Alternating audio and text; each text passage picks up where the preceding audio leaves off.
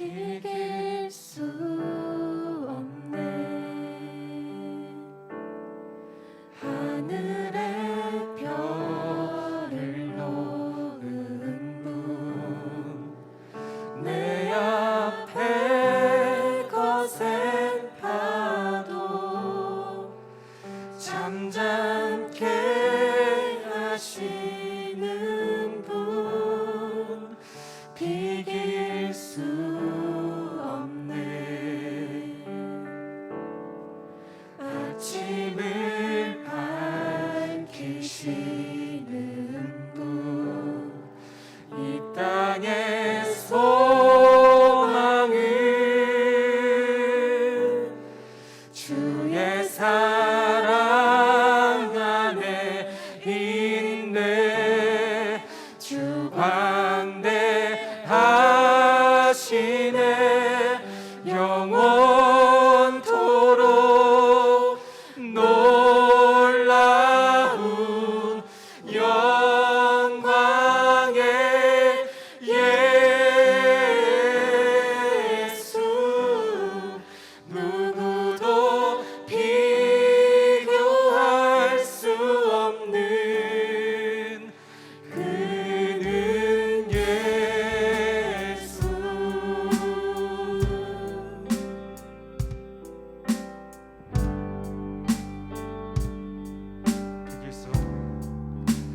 비길 수 없네.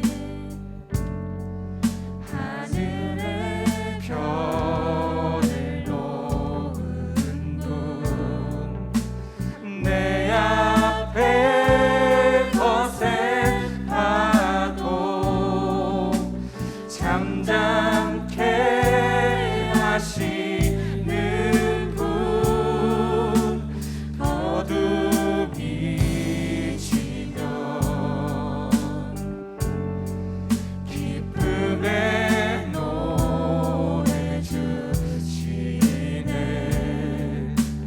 아침이 오면 우리 찬양합시다. 자녀된 우리 찬양해. 주 광대하시네. 영원토록 놀라운 영광의 예수, 누구도 비교할 수. 주 광대하시네. 주 광대하시네.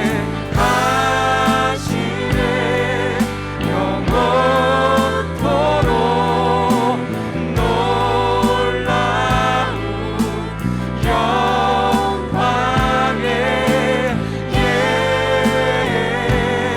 예수, 누구도 비교할. 다시 한번 선포합니다. 주 광대하시네. 하시네. 영원토록 놀라운 영광의 예수, 누구도 비교할 수 없는 그는 예수.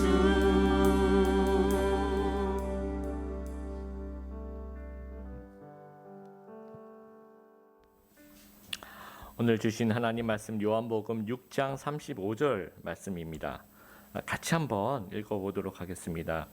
그때 예수님께서 그들에게 선언하셨습니다. 나는 생명의 빵이다. 내게 오는 사람은 결단코 굶주리지 않을 것이며 나를 믿는 사람은 결코 목마르지 않을 것이다. 오늘도 지난번에 오셨던 우리 김수영 목사님, 또 생명의 떡을 먹으려면이라는 제목으로 하나님 말씀 전해 주시겠습니다. 네, 반갑습니다. 저녁 식사들은 맛있게 하셨어요? 저는 어제 저녁에 제가 이제 지도 목사로 섬기는 김포 지역의 이제 CBMC 회장님과 또 총무님을 만나러 거기에 가서 내년도 사역 계획을 이제 준비하고 기도하면서 아주 맛있는 식사를 했습니다. 마침 그쪽에 이제 회장님이 그 뭐죠 갈비탕 집을 하시는데 신갈탕이라고 아주 특별한 갈비탕입니다. 그래서 자주 거기서 모임을 했었는데 항상 그 맛은 볼 때마다 새로운 것 같고 사람에게 이 먹는 즐거움이 굉장히 큰 것 같습니다. 저도 이제 뭐 빵이나 떡을 너무 좋아해서 뭐 빵돌이라고 다른 사람들을 부르기도 하는데 여러분들은 식사는 잘 하셨는지 모르겠어요. 그래서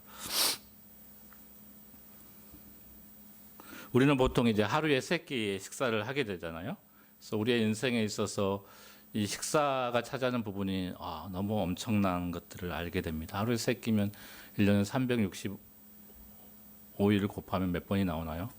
거의 뭐 한 1000회 정도 이상 나오는데 그리고 밥 한 번 먹을 때마다 1시간 정도 계산하면은 우리의 인생에서 굉장히 많은 부분을 먹는데 소모를 하고 있습니다. 소모가 아니라 생산적인 거겠죠. 그래서 어떻게 보면은 저는 개인적으로 이 먹는 게 사역이다, 큰 사역이다 그렇게 얘기를 하고 있습니다. 또 한국 사람들 문화 속에도 밥 먹었냐, 진지 드셨어요, 식사하셨어요. 또 함께 먹고 마시면서 이야기를 하고 관계를 만들어가고 또 해서 어떤 분들이 먹는 걸로 사역을 하신 분들이 있더라고요. 밥을 잘 사 먹여서 그 사람을 대접하는 것들을 통해서 마음이 열리게 하고 또 복음을 전하게 하는 것. 아무튼 우리가 이 먹기 위해서 사는 건지 살기 위해서 먹는 건지 구분이 어려운 시대에 좀 살고 있는 것 그런 느낌도 듭니다. 사람은 누구나 먹어야 또 우리가 육체의 생명을 유지할 수 있잖아요.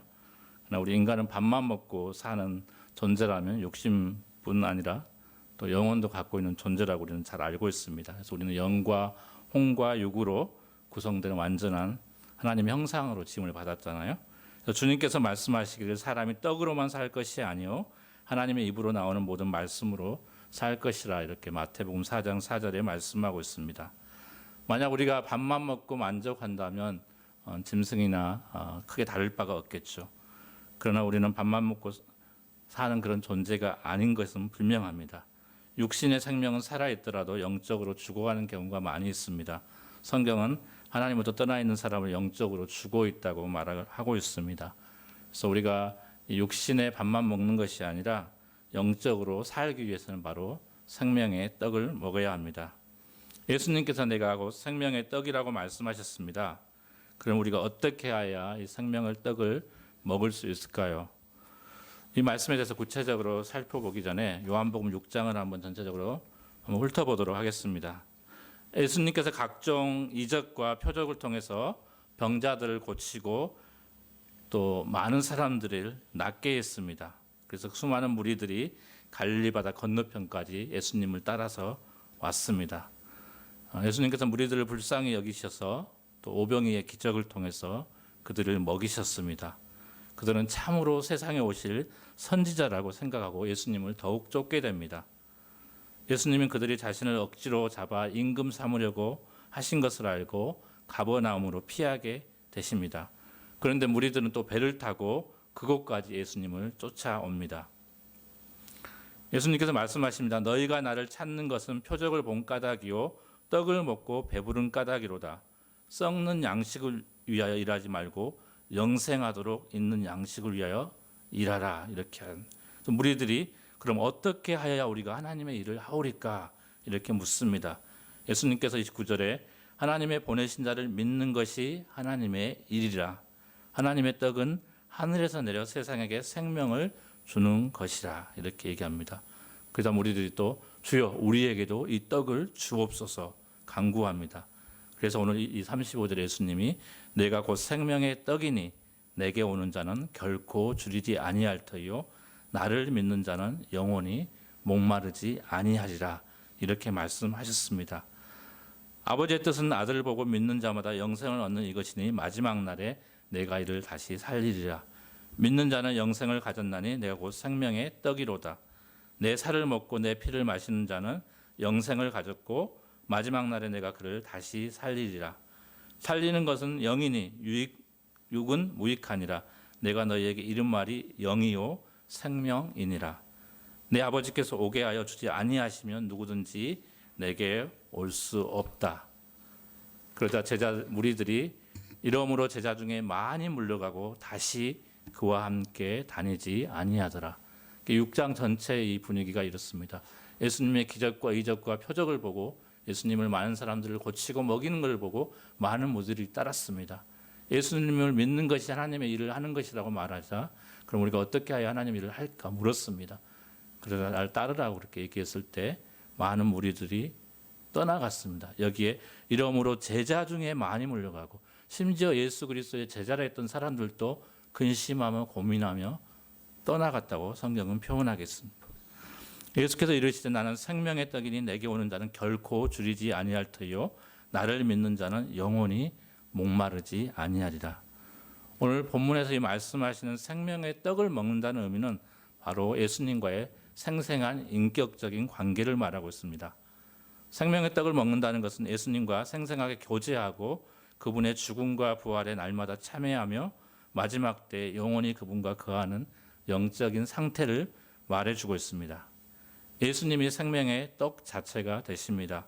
그러면 다시 질문으로 돌아가서 그러면 우리는 어떻게 해야 이 생명의 떡을 먹을 수 있을까요? 세 가지로 살펴보도록 하겠습니다. 첫 번째는 바로 영적 배고픔을 깨달아야 합니다. 알아야 된다는 거죠. 정상인은 매일 밥을 먹지 않으면 배고픔을 느낍니다. 그래서 먹을 것을 찾게 되는 것이 정상입니다. 그러나 병든 사람일 경우에 배고픔을 느끼지 못할 수도 있겠죠. 영적으로도 이와 마찬가지입니다. 하나님께서 사람을 창조하시되 영적 배고픔을 느낄 수 있도록 창조하셨습니다. 그러므로 죄로 말미암아 양심이 아주 마비된 사람이 아니라면 자신이 영적 배고픔과 그 상태를 깨달아 알 수가 있을 것입니다. 특별히 하나님의 말씀을 듣지 못하고 읽지도 못할 때 자신이 영적 기근으로 인해 목말라하고 굶주림에 허덕여야 하는 것이 정상입니다. 아모스 8장 11절에 주 여호와의 말씀이니라 보라 날이 이를지라 내가 기근을 땅에 보내리니 양식이 없어 주림이 아니며 물이 없어 가람이 아니요 여호와의 말씀을 듣지 못한 기갈이라. 하나님의 말씀을 듣지 못해서 영적인 이 배고픔이 있다는 것을 얘기를 하고 있습니다. 아이가 울어야 배고프며 울어야 어머니가 젖을 먹일 수 있는 것처럼 우리 스스로가 배고픔을 깨달을 때 생명의 떡을 먹을 수가 있는 것입니다. 물과 양식이 없는 상태만을 기근으로 생각한다면 저희가 짐승과 크게 다를 바가 없을 것입니다. 저와 여러분은 영적 기근으로 목말라 하고 있습니까? 한번 돌이켜 봤으면 좋겠습니다. 예수님께서 주시는 생명의 떡을 먹기 위해서 먼저 우리가 영적 배고픔을 깨달아 아는 것, 이것이 중요합니다. 우리 스스로가 배가 고픈 것을 깨닫지 않고서야 어찌 먹을 양식을 찾을 수 있겠습니까? 배고프다는 것을 어찌 알 수 있을까요? 정기적으로 하나님의 말씀을 듣고 있습니까? 또 말씀을 읽고 있습니까? 또 말씀을 연구하고 묵상하고 있습니까? 우리 각자의 경건의 시간과 성경 통독과 성경 연구와 연구들은 어떠한지요? 그래서 이 첫 번째 바로 생명의 떡을 먹으려면 우리가 영적으로 배고프다는 것을 깨달아 아는 것이 중요합니다. 그래서 우리의 삶 속에서 이런 갈급함에 대한 우리를 돌아보고 통찰하고 또 우리가 그 말씀 앞에 나아가고 있는가를 적용해 볼 수 있도록 축복합니다. 두 번째는 바로 생명의 떡이신 예수님께 나아가야 하는 것입니다. 나아간다. 대부분의 사람들은 영적 갈증과 기근을 막연히나마 느끼고 살아갑니다. 사람들이 정확히 인식하지 못할 뿐입니다. 그래서 세상의 여러 쾌락 속에서 그들은 만족을 얻으려고 하기도 하고 또 어떤 사람들은 종교적 어떤 탐미 속에서 또 그들의 영혼의 갈증과 기근을 해결하려고 합니다. 또 어떤 이들은 성공과 명예를 얻는 것을 통해서 어떤 성취를 통해서 자신의 영혼의 만족을 채우려고 노력합니다. 그러나 그런 것이 영원한 만족을 우리에게 줄 수 있을까요? 결단코 그렇지 않다고 얘기를 하고 있습니다. 그런데 오늘 본문 예수님께서 말씀하시기를 내가 생명의 떡이니라고 말씀하십니다. 이 말씀은 오직 예수님만이 유일한 생명의 떡이라는 의미가 담겨 있습니다. 그러면 생명의 떡을 구하는 자는 누구에게? 반드시 예수님께 나아가야 하는 것입니다. 본문에서도 내게 오는 자는 결코 줄이지 않고 영원히 목마르지 않는다라고 말씀하십니다. 다른 곳에서 생명의 떡을 찾을 수가 없습니다. 만약 우리가 영적 기근과 목마름으로 허덕이고 있다면은 주님께 나아가야 됩니다. 다른 곳으로 가면 안 됩니다. 예수님께서 가라사대 내게 곧 생명의 떡이니 내게 오는 자는 결코 줄이지 아니할 터이로라고 말씀하십니다. 우리가 생명의 떡을 먹으려면 바로 예수님께 나아갈 것을 명령하고 계십니다. 주님께 날마다 나아가고 있는가요, 여러분들은? 또 주님을 생각하는가요? 그분이 주신 하나님의 말씀을 묵상하고 실천하고 있는가요?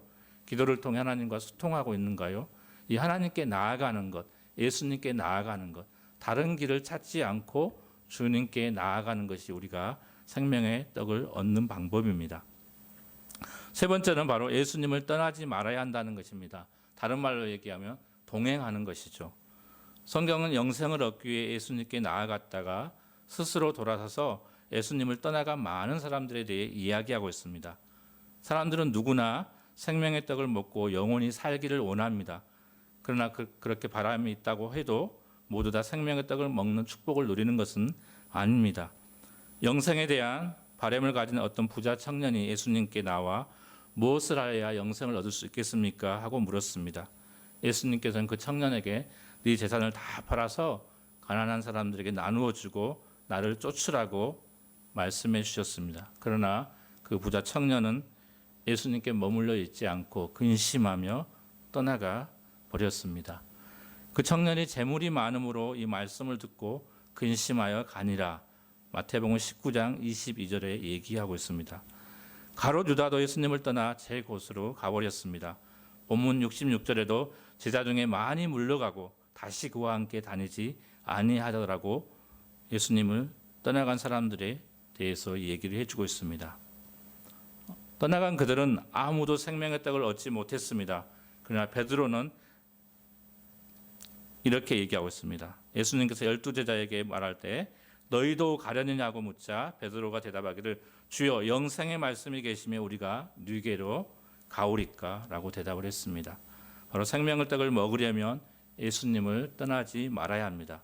예수님 곁에 머물 때 크고 작은 시련이 닥쳐오는 것은 부인할 수 없는 사실이지만 그것은 영생으로 가는 과정일 뿐 우리에게 영생을 빼앗아 갈 수는 없는 것입니다. 그러나 주님 곁을 떠난다면 우리의 생명은 그것으로 끝이 나겠죠. 요한복음 15장 6절에도 너희가 나를 택한 것이 아니요 내가 너희를 택하여 세웠나니 이는 너희로 가서 열매를 맺게 하고 또 너희 열매가 항상 있게 하여 내 이름으로 아버지께 무엇을 구하든지 다 받게 하려 함이라. 예수님을 떠나가게 하는 요인들은 무엇이었을까요? 부자 청년에게는 재물이었습니다. 여러분에게는 어떤 것이 예수님으로부터 멀어지게 하고 동행하지 못하게 하는 걸까요? 전도자였던 인도의 썬더싱은 어느 날 기차 안에서 사람들에게 책을 나누어 주면서 복음을 전하고 있었습니다. 기차에서 요한복음만 있는 작은 소책자를 나누어 주고 있었는데 한 불신자가 그것을 받자 곧 갈기갈기 찢어서 창밖으로 내어 던져버렸습니다. 근데 마침 기찻길 옆을 지나가던 한 사람이 이 흩어진 종이 조각을 주워서 보니 무슨 생명의 떡이라는 글이 쓰여 있는 것을 보았습니다. 그는 이 말이 무슨 말인지 궁금하던 차에 자신이 발견한 그 찢어진 책이 성경이라는 것을 알고 성경을 한 권 샀습니다. 그리고 생명의 떡이라는 말이 어디 있는지 찾기 위해 열심히 성경을 한 장 한 장 읽어가는 가운데 예수님을 알게 되었고 생명의 떡이신 예수님을 영접하게 되었습니다. 그 후로 그는 인도 중부지방에서 복음 전도자로 활동했습니다. 그 조그마한 종이 조각이 하나님의 인도하심을 통해서 그에게는 한없는 생명의 떡이 된 것이죠. 우리는 어떻습니까? 생명의 떡을 이미 받고도 먹지 않고 거부하고 기차 안에서 창밖으로 던져버렸던 그 사람이 아닌가요? 아니면 생명의 떡이신 예수님을 성경 속에서 만난 그 사람인가요? 저와 여러분은 영적인 배고픔을 깨닫고 있습니까? 그렇다면 생명이신 예수님께 나아가야 합니다. 그리고 예수님을 떠나지 말아야 합니다. 예수님께서 저와 여러분에게 나오는 자는 결코 줄이게 하거나 내어쫓지 않는다고 약속해 주셨습니다. 예수께서 이르시되 나는 생명의 떡이니 내게 오는 자는 결코 줄이지 아니할 터이요 나를 믿는 자는 영원히 목마르지 아니하리라. 아멘. 이 시간 같이 기도하도록 하겠습니다. 생명의 떡이신 예수님을 만나고 그분과 함께 살아가기 위해서 세 가지를 얘기했습니다. 우리가 예수님께 우리가 영적인 이 기근, 갈급함이 있는지 영적인 상태를 돌아보고 우리를 깨닫는 것, 그걸 알아야 된다고 얘기했습니다. 그리고 예수님께 나아가야 된다고 얘기했습니다. 그리고 예수님을 떠나지 말고 함께 동행해야 된다고 얘기를 했습니다. 이 시간 우리가 한번 우리 자신을 돌아보면서 우리가 정말 영적인 기간과 배고픔을 느끼고 갈급하며 주님을 찾고 있는지 알아가고 있는지 한번 돌아보면 좋겠습니다. 그리고 우리가 날마다 예수님께 나아가서 그분을 만나고 있는지, 그리고 그분을 떠나지 않기 위해서 그분과 동행하고 있는지, 성경을 통해서 계시해준 말씀을 통해서 주님과 동행하고 있는지 우리 자신을 한번 돌아보고, 만약에 하나님이 지적하고 성령께서 지적해 주신 부분이 있다면 시간 하나님께 내려놓고 회개하고 다시 주님과의 관계를 회복하고 영원한 생명의 떡이신 그분 안으로 나아오고 그분과 동행하는 삶을 결단하는 기도를 함께 하겠습니다. 기도하겠습니다. 하나님 아버지 감사합니다. 수많은 우리들이 예수님을 쫓았던 이유는 예수님께서 기적을 베푸시고 그들을 고치시고 먹을 것을 양식을 주었기 때문이라고 성경은 이야기해 주고 있습니다. 부자 청년에게도 수많은 재물이 있었지만 그것을 가난한 사람들에게 나누어지고 예수님을 쫓기가 그리도 어려웠습니다. 하나님, 우리도 예수 그리스도를 믿고 있지만 주님을 따라간다고 얘기하지만 주님과 동행한다고 얘기하지만 우리의 삶과 행위 속에서 주님을 부인하고 그 무리들처럼 또는 그 부자 청년처럼 마음에 괴로워하고 근심하며 주님을 떠나버릴 수 있는 사람들인 것을 고백합니다. 우리의 연약한 존재인 것을 고백합니다. 하나님, 날마다 우리가 생명의 떡이신 예수 그리스도의 본질 앞에 나아갈 수 있고 그것을 깨달을 수 있고 우리가 배고픔을 느낄 수 있고 갈급함을 갖고 주님께 나아갈 수 있고 인도하여 주옵소서. 날마다 우리가 하나님의 말씀 앞에 나아가는 주님 앞에 나아가는 연습을 있게 하여 주옵소서. 우리의 부족하고 연약했던 부분들 다 내려놓고 성령이 새롭게 하심을 쫓아서 다시금 주님 앞에 결단하며 주님께 나아감으로 주님과 동행하며 떠나가지 않고 될 수 있도록 주님, 우리가 주님을 영접하면 결코 우리를 버리지도 아니하시고 떠나리도 아니하고 말씀해 주시고 그 말씀을 의지하여 생명의 떡이신 예수 그리스도 안에 영원한 생명을 누리고 다시 오실 그 소망의 인내를 갖고 달려갈 수 있도록 축복하여 주옵소서. 감사합니다. 예수님 이름으로 기도합니다. 이 시간 한 번 더 기도하도록 하면 좋겠습니다. 우리는 이미 생명의 떡이신 예수님을 개인적으로 인격적으로 만난 사람들입니다.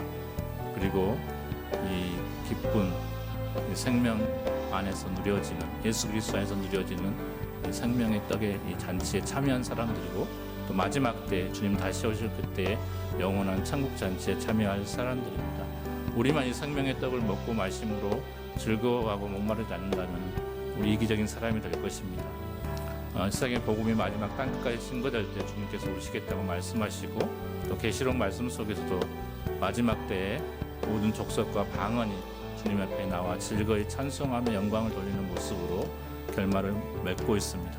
궁극적으로 땅끝까지 복음이 증거될 수 있도록 이 생명의 떡이신 예수 그리스도가 우리를 통해서 우리 교회 공동체를 통해서 증거되어지고 이 기쁜 소식이 모든 이들에게 나누어질 수 있도록 같이 한번 기도하도록 하겠습니다.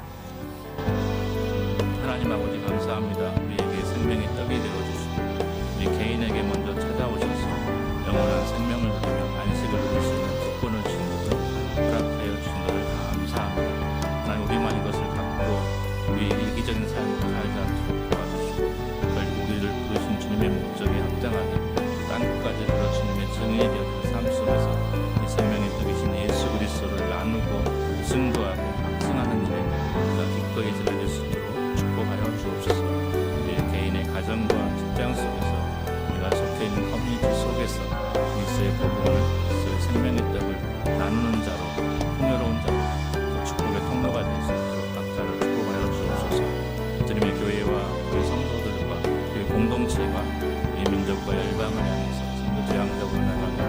생명을 그를 나누어주고 기꺼이 헌신하고 즐거이 지어지는 귀한 삶으로 교회가 될 수 있도록 축복하여 주옵소서. 우리 개인과 교회와 우리나라의 민족과 세계 열방 가운데 생명의 그릇인 예수 그리스도가 증거되어지고 영광을 받으시는 기대합니다. 감사합니다. 예수님의 이름으로 기도합니다. 아멘. 계속해서 드림의 교회 위해서 기도하겠습니다. 이 공동체별 12월 프로젝트가 각 공동체마다 이제 진행됩니다. 스타터스는 스타터스대로, 또 빌더스는 빌더스대로, 또 서번트는 서번트대로 진행이 될 텐데 그 프로젝트 통해서 공동체가 더 하나 될 수 있는 귀한 시간 될 수 있도록 기도해 주시고, 또 계속해서 이제 공동회가 이제 열릴 예정입니다. 감사와 희망의 과정이 될 수 있도록, 또 1년을 돌아보는 공동체의 감사가 되고, 또 내년을 기대하는 공동체 희망이 될 수 있도록 위해서 기도해 주십시오. 빌더스 교육자 계속해서 모집하고 있습니다. 위해서 기도해 주시고, 또 12월 달에 출산을 앞두는 가정이 있습니다. 우리 소나무 집사님 가정 12월 18일 출산 예정인데 계속해서 공동체에서 기도해 주시길 바랍니다. 또 현장 속으로 잘 정착하고 하나씩 차근차근 진행되어질 수 있도록 위해서 기도해 주시고, 우리 말씀 전해 주신 김수영 목사님 또 사역과 가정과 기능 위해서 같이 한번 기도하도록 하겠습니다. 하나님 아버지, 공동체별로 12월 프로젝트를 같이 하나님 앞에 올려드립니다. 스타터스 준비하는 것도 실행되어지고, 또 빌더스에서 준비하고, 또 서버트에서 또 진행하려고 준비하는 하나님을 통해서 각 공동체의 필요에 맞게 공동체가 하나가 되고, 공동체가 또 소그룹고, 또 여러 모양으로 서로 교류가 있는 그러한 공동체의 모습이 하나 우리 온라인 그런 프로젝트 영상 훈련을 통해서 이어질 수 있는, 하나 될 수 있는 좋은 시간이 되게 하여 주시옵소서. 우리 공동회에 또 앞두고 1년 동안 또 공부하고, 또 1년 동안 또 프로젝트 우리 모두가 또 감사하는 귀한 시간 될 수 있도록 내년 예산을 준비하고 내년 일정들을 준비하는 그런 과정 속에서 하나님 주신 기회로 잘 준비할 수 있도록 부정해 주시옵소서. 빌더스 교육자도 주시는 모든 고발 출산 앞둔 가정 위해서 하나님 많이 이제 첫째 출산을 준비하시면서 많이 힘드실 텐데 두려움없이 건강할 수 있도록 주님 부정해 주시옵소서. 현장 소그룹이 일부가 또 시작되고 일부가 또 준비되어지고 있습니다. 조금씩 복귀하고 있는데 하나님 그런 어떤 정적인 과정도 입에 맞추고 현장에서 소그룹 하면서 더욱더 하나님을 깊이 있게 알아갈 수 있는 그 공동체라는 소그룹이 가장 중요한 공동체라서 공동체가 올바로 세워지시고 양육의 기능을 감당하고 교육의 기능을 감당할 수 있도록 부정해 주시옵소서. 김수영 목사님 가정 축복하여 주시고 사역을 축복하시는 일과 또 개인이 하나님과의 관계를 축복하여 주시고 맡겨진 인생을 잘 감당할 수 있는 그런 모습 될수 있도록 부정해 주시옵소서.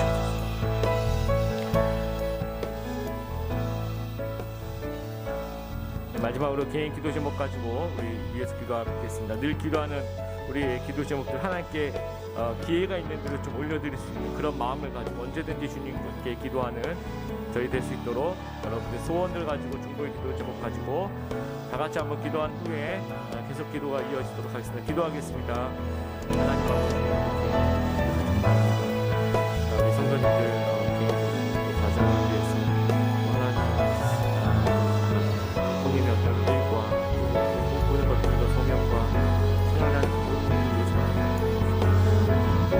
주시고 하나님 지금 꼭 이루어주시옵소서. 하나님께서 들어주시고 가장 좋은 생각하는 하나님 앞에 더 좋은 것이 더 좋은 것을 기도하고 더 좋은 것을